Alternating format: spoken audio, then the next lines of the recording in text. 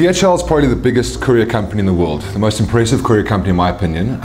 They're one of the only companies in the world that's got offices in pretty much every single country within the African continent. So we work with the Cape Town office, which is in charge of Sub-Saharan Africa, and they're a tier 1 sponsor of the Rugby World Cup. Now the brief to us was taking rugby to Africa and taking Africa to rugby, in line with their sponsorship of the 2015 Rugby World Cup.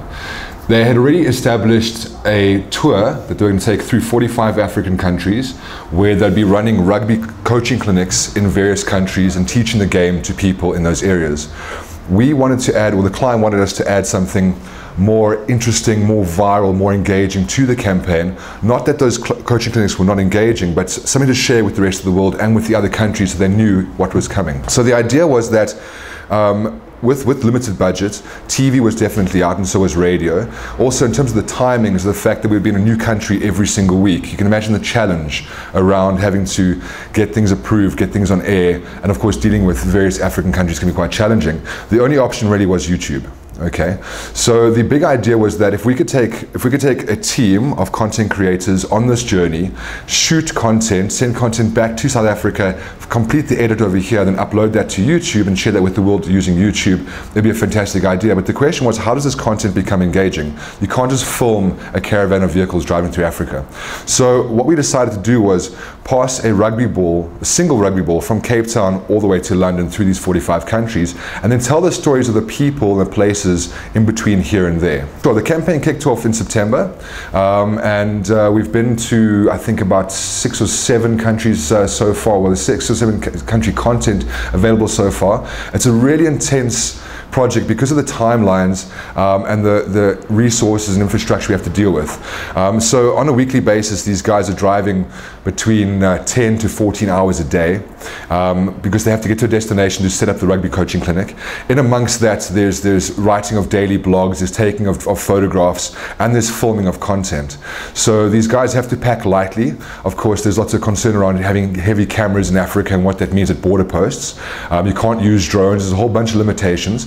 But these guys carry their equipment with them, they shoot the content and then drives a DHL to us, and the speed of DHL is absolutely phenomenal. We'll get a drive from any particular African country to South Africa within 2 days.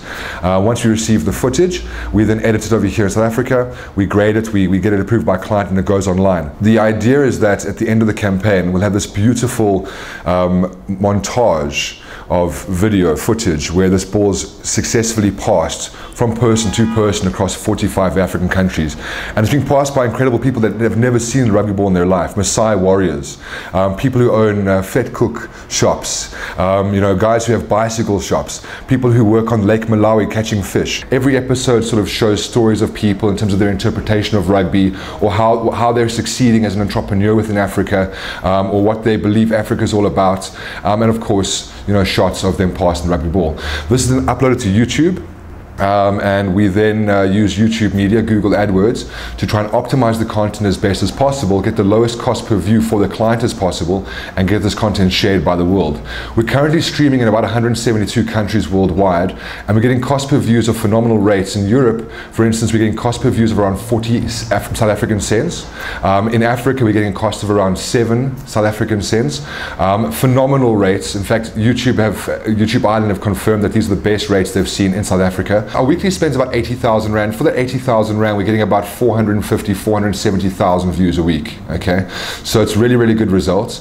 We're seeing some good sharing, we're seeing some good virality. We're seeing some fantastic subscription growth as well. So our subscribers are growing every single week, you know, 50 to 100% on the previous week. So that's quite phenomenal. We're also seeing some fantastic engagement from a social media perspective. We have a great website called africasone.com, where all of the blogs and photographs are housed, as well as the videos, and every single day a blog is written and photographs are taken, and the guys have to then send this using whatever internet connection they have out in whatever remote areas of Africa they're in. And these guys are in city centers over the weekend, but during the week they really are driving through areas where there's very little connection. So putting up with intense infrastructure, intense deadlines, and of course making sure we craft content that consumers want to watch and want to pay attention to. That's always a very, very difficult thing, but we have achieved some success so far.